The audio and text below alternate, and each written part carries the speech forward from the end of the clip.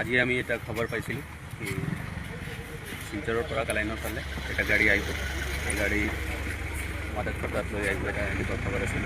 তাৰপিছত খবৰ পোৱাৰ লগে লগে আমি কালাইন থানাৰ টিম এটা ফৰ্ম কৰিছোঁ।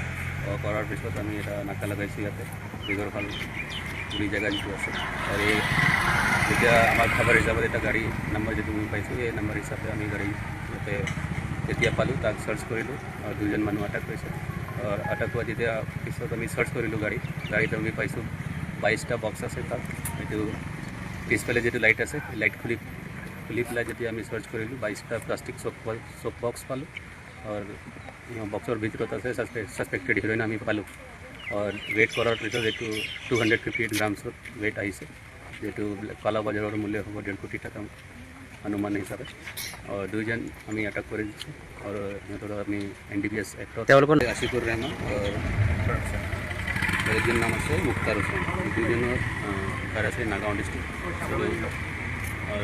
এই বস্তুটো লৈ গৈ আছে ক'ৰবাত, আৰু আমি আগতে খোজ কৰি ক'ত লৈ গৈছে তাৰ পৰা লৈছে। মানে বৰ্তমান তদন্ত চলি আছে। আমি NDPS কেছ ল'ম এতিয়া। ঠিক আছে, ধন্যবাদ।